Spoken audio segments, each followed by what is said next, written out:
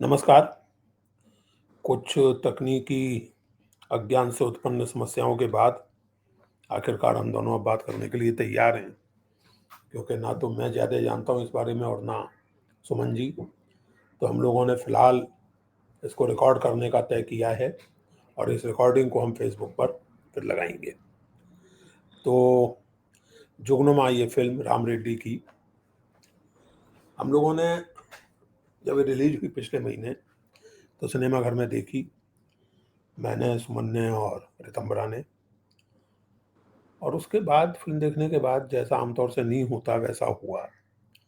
हम तीनों आपस में नहीं बल्कि जैसे मन ही मन बात करते रहे।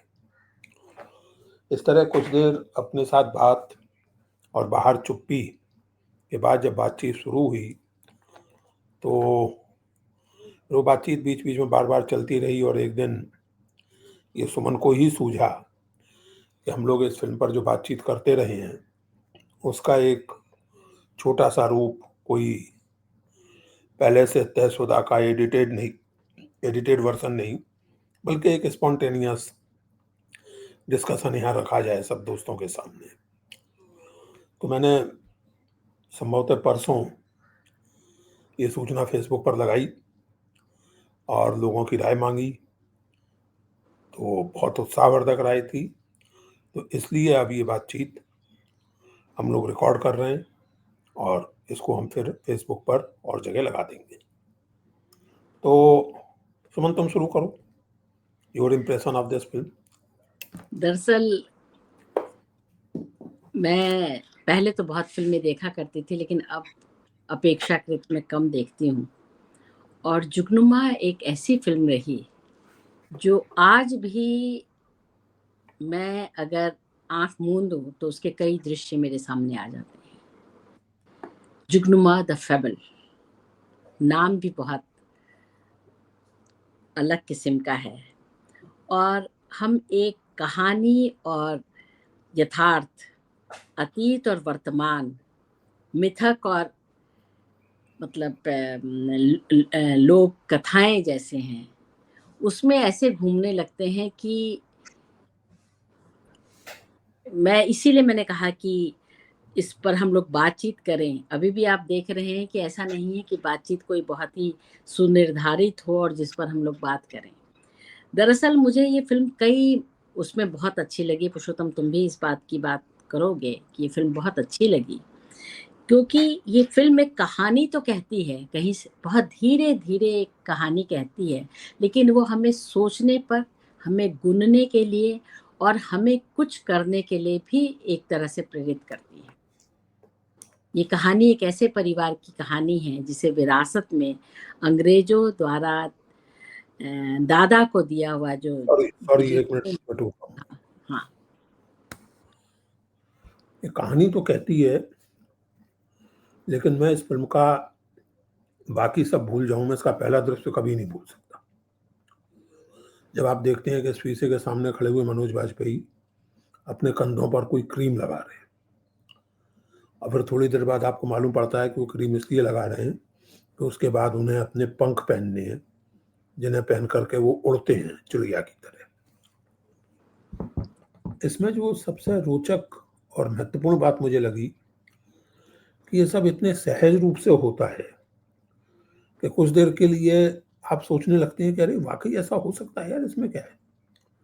उसने बढ़िया पंख बनाए हैं, मजबूत लोहे और लकड़ी के ऊपर पर लगाए हैं और उनको वो उसी तरह अपने हाथ चलाता है, वो कैरेक्टर जैसे चिड़िया पर चलाती है, तो उड़ सकता है, इसमें क्या बड़ी बात है। मैं कहना ही चाहता हूँ सुमन कि माइथोलॉजी या फेबल जिसको आप कहते हैं, उसकी सबसे बड़ी विशेषता ये होती है कि उसमें यथार्थ और फैंटेसी की सीमा रेखा मिटा दी जाती है।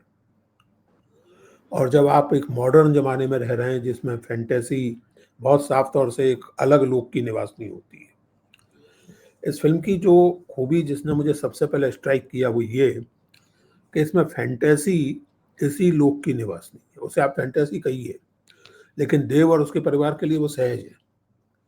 देव का बच्चा भी उड़ना चाहता है। ऐसा भी नहीं है कि ये कोई बड़ी दबी ढकी हरकत है, बड़ा कोई गोपनीय तंत्र साधना है। वो देव अपने बच्चे से कहता है हाँ बाद में करना, ये अभी नहीं। तो जो बात तुमने कही ना, यानी एक तरह से देखें अगर इस फिल्म को, कहानी जो एक हरकत लोग करते हैं नींबू निचोड़ आलोचना टाइप, अगर उसमें रिड्यूस करें, एक हजारों एकड़ का बागान है एप्पल का या दूसरे फलों का, उसका मालिक है, बहुत सुखी संपन्न है, एकाएक उसमें रहस्यपूर्ण ढंग से आग लगने लगती हैं और वो छोड़ छाड़ के चला जाता है। That's it. तो जो भी होना हो वो होता रहे। और लेकिन क्या? जिस तरह से उसे गूंथा गया है, वहाँ पर जो वो लोक कथा जो है, वो जो स्त्री सुनाती है अपने बच्चे को, बड़े बच्चे को कहती है कि तुम होमवर्क करो, और छोटे बच्चे को जो सुनाती है उसको सुनाते हुए, तो वो यही है ना कि बहुत दूर ब्रह्मांड में किसी और ग्रह पे या किसी अन्य ही ब्रह्मांड में कोई परिवार रहता था, जिनमें से वो लोग आए और उनमें से एक परिवार यहीं पर छूट गया और फिर वो यहीं चले। पर लगा। और जब उस परिवार को मतलब ये इस बात का भान होगा कि वो अपने लोक से बिछड़ करके यहाँ आ गए हैं, तो हो सकता है वो चले जाए, हो सकता है कोई उस वहां से आए और इनको ले जाए। देखो ये सुमन, यही मार्के की बात है ना। मैं इसलिए इस फिल्म का और राम रेड्डी की शैली का एकदम मुरीद हो गया। ये दुनिया भर के तमाम धर्मों और सभ्यताओं में स्वीकृत बात है कि आप किसी और लोक से आते हैं या इसी लोक से आते हैं, कहीं से आते हैं, और समय आता है तो आपको यमदूत या मौत के फरिश्ते लेने के लिए आ जाते हैं, चले जाते हैं। लेकिन इसी एक आम फहम बात को एक गहरे अर्थ के साथ वो लोक कथा गूंथ देती है, क्योंकि वो कोई साधारण परिवार नहीं था, वो देवता स्वरूप लोग थे। ये बार बार रेखांकित की जाती है, देवता स्वरूप लोग थे, बहुत अच्छे लोग थे, फेरी थी, वो परी थी, पूरा परिवार परियों का परिवार था। और शायद ये केवल संयोग नहीं है कि मनोज वाजपेयी का नाम इस फिल्म में देव है, ये केवल संयोग नहीं है। और जो उनके एहसास हैं, तुमने जैसे उस दिन कहा था कि आग लग रही है तो पेस्टिसाइड छिड़कने की वजह से गांव के बड़े बूढ़े और देवता नाराज हैं, क्योंकि कितना पेस्टिसाइड आप छिड़क रहे हैं, किस तरह फलों को बर्बाद कर रहे हैं। तो आग दैवी प्रकोप से लगी है या उनमें से किसी ने खुंदक खा के लगा दी है, सब पर संदेह है। आग लगाने के मुजरिमों को ढूंढने के नाम पर पुलिस और तहसीलदार जिस तरह की ज्यादती कर रहे हैं, तो एक लेवल पर आप कह सकते हैं कि इन सब चीजों से डिस्गस्टेड होकर देव और उसका परिवार चला जाता है। लेकिन जैसे हम लोग लगातार बात करते रहे हैं, बात केवल इतनी नहीं है। तुमने जो बात उस दिन कही थी कॉलोनियलिज्म वाली, उसको थोड़ा एलेबोरेट करना चाहिए तुम्हें। हाँ नहीं, मैं कॉलोनियलिज्म से भी पहले एक बात कहना चाहती हूँ, जो कि इस फिल्म में बहुत अच्छी तरह से गुथी हुई है, और उसके बाद मैं वहां पर आऊंगी कि तुम्हें याद होगा कि जब वो फिल्म शुरू ही हुई है तो कोई आता है और वो बोलता है कि उसकी पत्नी को कि तुम तो बहुत अच्छा गाती हो। तो वो उस समय उसकी मेरे को बेटी ये आया, बोलती है कि देखना हाँ, पड़ेगा। होल्ड करो, मैं मैं बात रुक जा रहा करना सकती हूँ, तुम देख लो। हूँ। हाँ, तो तुम जारी वो रखो या तो।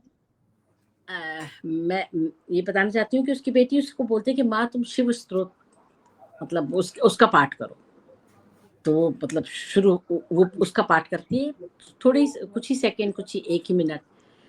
लेकिन धीरे धीरे हम देखते हैं कि फिल्म जैसे जैसे जैसे जैसे जैसे जैसे आगे बढ़ती है, तो लगभग अंत से थोड़ा सा पहले फिर परिवार में खाना होता है, लोग आए हैं, काफी ये लोग परेशान हैं, क्योंकि जगह जगह कभी पूर्व दिशा में आग लग जाती है तो कभी पश्चिम दिशा में आग लग जाती है बड़े से बागान की, और बहुत नुकसान है। तो फिर से वही बात आती है कि तुम तो बहुत अच्छा गाती थी। तब वो जो गाती है, वो कबीर का वो वाला पद है, नई हरवा हमको न भाई, हाँ, नई हरवा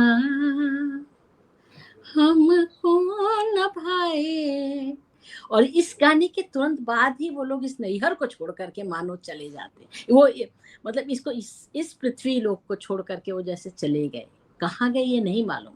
माँ पहले तो बच्चे जाते हैं अपने ननिहाल, लेकिन जब ये लोग चले जाते हैं, वो अपने पंख वहीं लगा करके उसी जगह पर टांग करके पंख को चला जाता है, और हम देखते हैं कि एक जुगनू आकर के उस पंख पर बैठ गया है। जुगनू माँ। फिल्म का नाम जुगनुमा।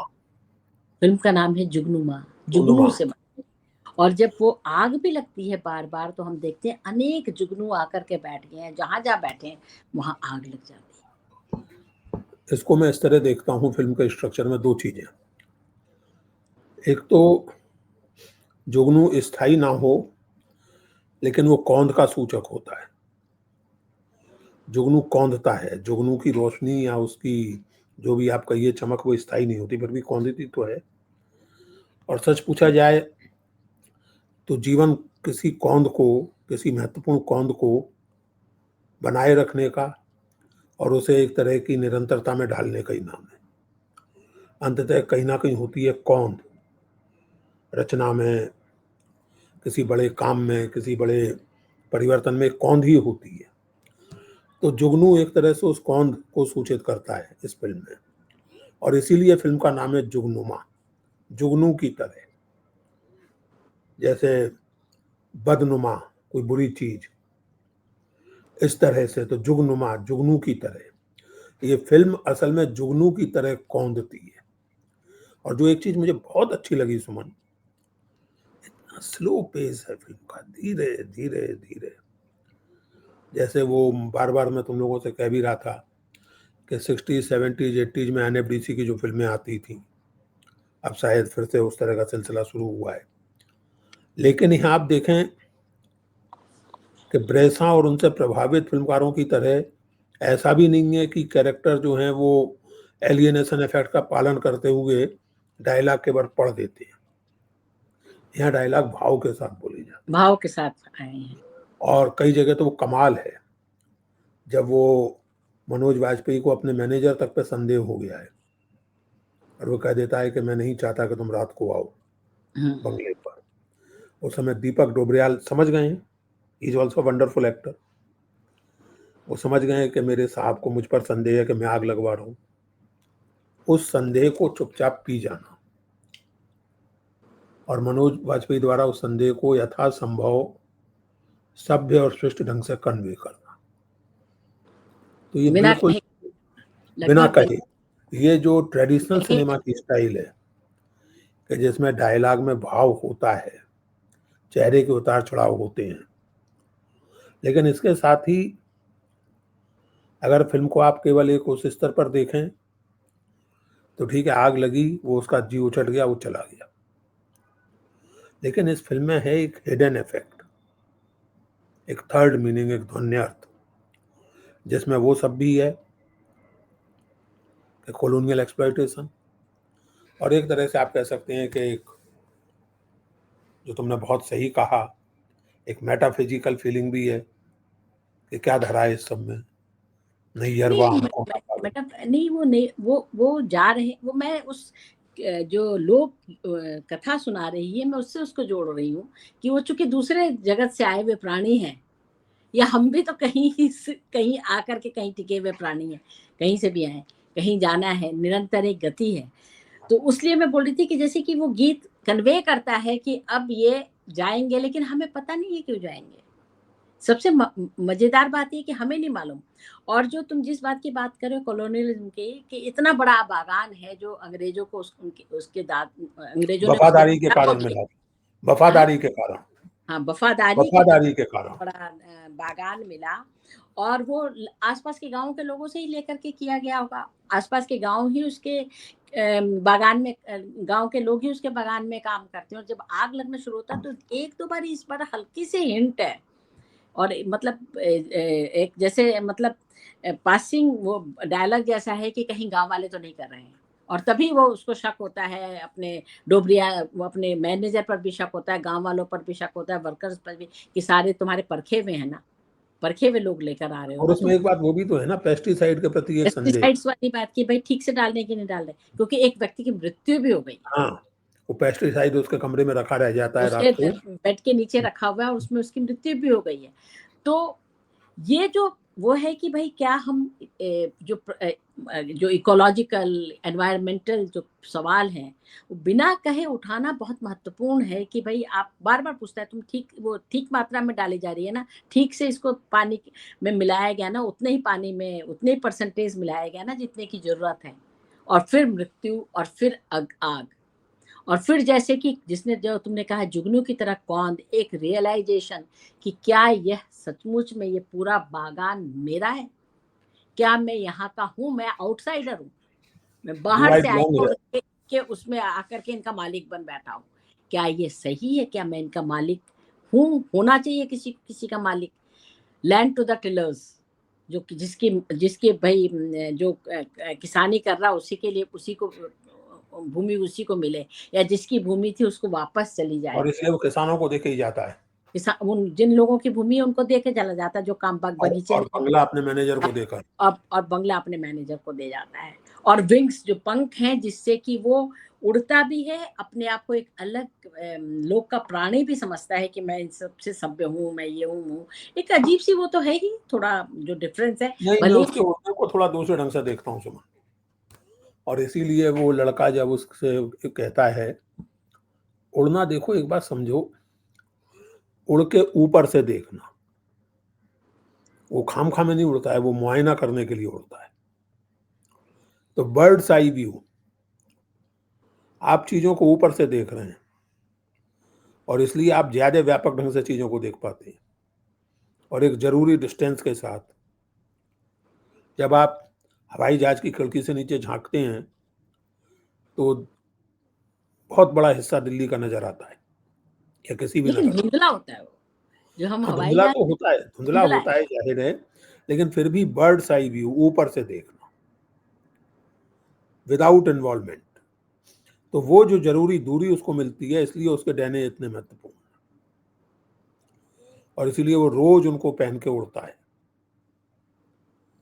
तो और उस ये, रात को भी उड़ता है जहां पर 3 तरफ से आग लग गई है, उस हाँ, रात को भी उड़ करके देखता है उस कि रात को आखिर भी है। उड़ता और है। हाँ, उसी रात के बाद उसे रियलाइजेशन होता है, अपने बच्चों को भी घर भेजता है नाना नानी के पास, और बाद में खुद भी वो डिसाइड करता है, क्योंकि वो एग्जैक्टली। बिल्कुल घर के बाहर, उसके बरामदे के बाहर आग लग गई है और पेड़ जल रहे हैं, और बिल्कुल चुनिंदा पेड़ वही जल रहे हैं जो जलाए जा रहे हैं, ऐसा नहीं कि जबकि जब बागान में आग लग रही है तो बड़ी भीषण लग रही है, हाँ, तो बहुत भीषण लग रही है। तो ये एक और एक तरफ, एक दृश्य की तरफ मैं तुम्हारा ध्यान आकर्षित करना चाहती हूँ कि जब वो पहली बार उड़ता है, वो क्रीम व्रीम लगा करके अपने पंख पहन पहन करके, तो मेरे दिमाग में एक प्रश्न आया कि आखिर उड़ कैसे रहा है, कहीं पर कोई मतलब कोई चीज है जिसे कि कोई यंत्र है कुछ। ऊर्जा ऊर्जा आ हाँ, रही है। तो मैं तुम्हें याद होगा कि वो दिखता है कि कुछ आग सी जल रही है, यानी कोई सिलेंडर जैसा है जिसमें से आग निकल रही है, और फिर वो उसी के बल से वो उड़ता है। यानी कि हम आग से हमारा परिचय फिल्म के पहले ही दृश्य से लेकर के, ऑलमोस्ट पहले दृश्य से लेकर के, हम फिल्म के अंतिम दृश्य जहां पर वो उसके पंख पर आकर के एक जुगनू बैठ जाता है, और हम इस अब तक देख चुके हैं कि जुगनू के बैठने का मतलब है आग का लगना। एक जुगनू बैठ करके ग्लो कर रहा है, वहां पर चमक रहा है, और फिर हम देखते हैं कि फिल्म खत्म हो जा रही है। हिमालय के पूरी वादियों में जिस तरह से इस फिल्म को बनाया गया है, और जिसमें आप हिमालय के सौंदर्य को देखते हैं, और यह भी एक वो नहीं है कि ये फिल्म 1987, जो कि 89, हमारे टू बी राम रेड्डी प्रिसाइज का जन्म का वर्ष भी है। 89। 88, 87 आई बिलीव, नहीं 89, नहीं, अच्छा 89, 89। 89। उसका जो वो शुरुआत हो रही है कि भाई 89 में परिवार ऐसे वो आया, और फिर हम शुरू करते हैं और आते हैं आज तक। तो 89 में राम रेड्डी का जन्म जन्म का वर्ष भी है, वो तो बड़ा एक संयोग सा ही लगा कि ये जानबूझ करके ये लिखा, ये रखा गया। लेकिन मुझे यह भी लगता है कि 89 के बाद जो हमारे इकोनॉमी जिस तरह से खुली, हमारा हाँ, पूरा वो जो तो है ही। वो उसको उसका संकेतक है कि 1990 के बाद आपकी असल इकोनॉमी। में अगर इकोलॉजी की बात करें और इस तरह से देखें, तो ये फिल्म बड़े सहज ढंग से और बिना कोई, जो उसको मैंने कहा हिडन फैक्ट, कॉलोनियलिज्म से लेके नियो कंजर्वेटिविज्म या न्यू लिबरलिज्म तक की एक आलोचना करती है। या कम से कम एक विनम्र ढंग से उनमें निहित खतरों की ओर संकेत करती है। हाँ। है। कॉलोनियलिज्म के खतरे उस समय महसूस किए थे लोगों ने, हम आज भी जानते हैं उनको।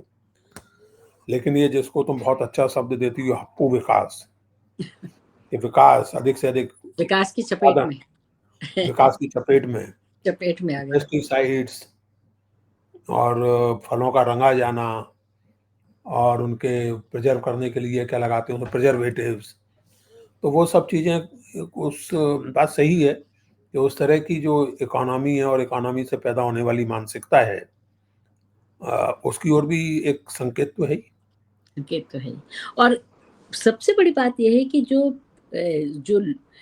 मतलब स्थानीयता है, चाहे वो बोलने के ढंग में हो, बात करने के ढंग में हो, भाषा में हो, कथा में हो, और यहाँ तक कि वो जो शादी हो रही है या पूजा हो रही है, उन सब में जो स्थानीयता भी आती है। हम इसमें मतलब एक बहुत ये जरूरी चीज भूल गए, हाँ जो इस फिल्म का एक तरह से सब प्लॉट नहीं बल्कि प्लॉट का अनिवार्य हिस्सा था। हाँ, मुझे घुमक्कड़ों के याद है। प्रति, उन बौद्ध साधकों के प्रति, घुमक्कड़ बौद्ध साधकों के प्रति उस लड़की का अनुराग, उस पर्टिकुलर साधक के प्रति, हाँ वो एक ऐसा प्रेम है या ऐसा भाव है जिस पर शब्द देना मुश्किल है। हाँ। वो हम अंत तक नहीं आकर्षण, जानते कि उस प्रेम है कि आकर्षण, आकर्षण है। नहीं, मैं उसको आकर्षण से अधिक कहूंगा, क्योंकि वो जिस तरह बेचैन होती है उसके लिए, और उसके कल्याण की, उसको उसके वेलफेयर की, उसकी वेलबींग की उसको जिस तरह चिंता रहती है, और दूसरी तरफ वो युवक है, नौजवान है लड़का, लेकिन उसकी ओर से हम कोई खास ऐसा भाव नहीं देखते। वो सचमुच वीतराग जैसा है। उसके मन में अगर कुछ है भी तो वो आपको अनुमान ही लगाना पड़ेगा, और वो बहुत सटल है। लेकिन इस लड़की की बेचैनी तो एक किशोरी की बेचैनी, एक एडोलसेंट की बेचैनी, और वो कितनी अपसेट हो जाती है जब ये मालूम पड़ता है कि आग लगाने का आरोप उन घोड़े वालों पर लग रहा है, हाँ खाना बदोशों पर लग रहा है। तो असल में अब समय बहुत हो गया, मैं नहीं चाहता कि हम लोग करीब 22 मिनट से बात कर रहे हैं, तो मैं जाना भी है। और हमारे जो मित्र हैं वो इस बातचीत पर कैसी प्रतिक्रिया करते हैं, इस पर निर्भर करेगा कि आगे इस तरह की बातचीत हम लोग और करते हैं या नहीं करते, और कितनी लंबी करते हैं।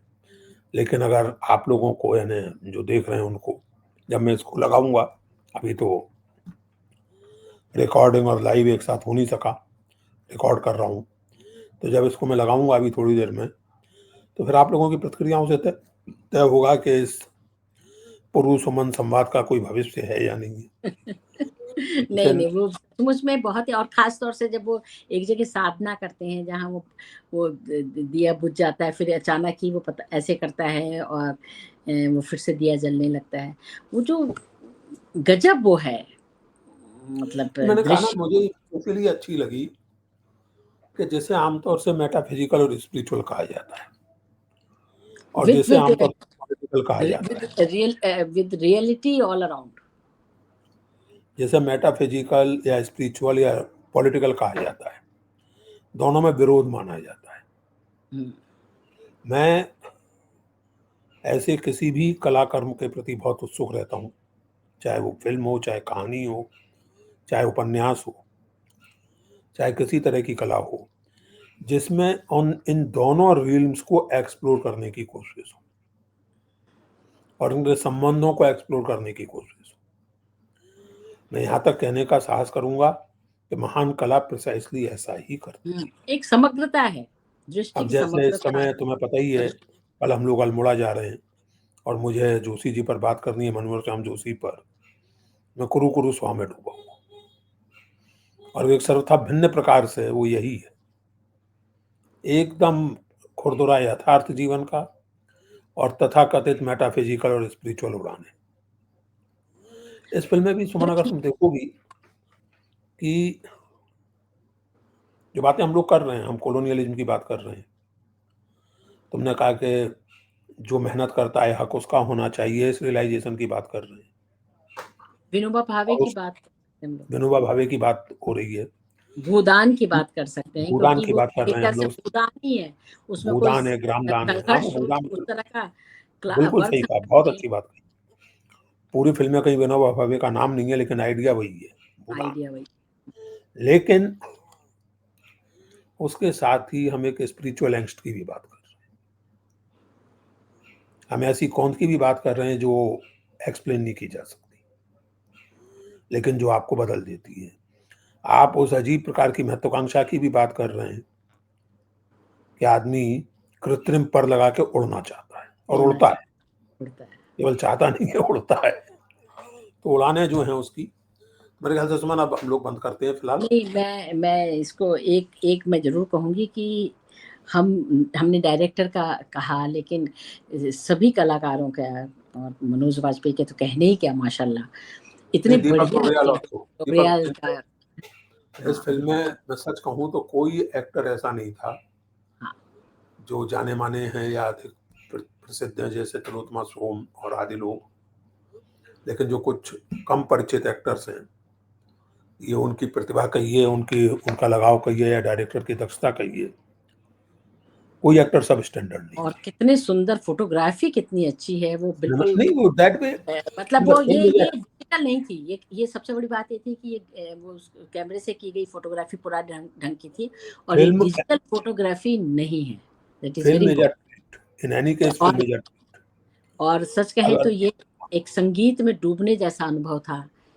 अगर फिल्म बिल्कुल सही कहा, संगीत जैसा अनुभव, अगर फिल्म हर तरह से एक या तो संतोष देने वाली या विचार उत्तेजना देने वाली इस तरह की ना होती तो काहे को हम लोग बात करते। काहे को हम लोग अब आज बात करते हैं, और कई दिनों से इस पर लगातार हम लोग कर रहे हैं। तो वो तो है ही।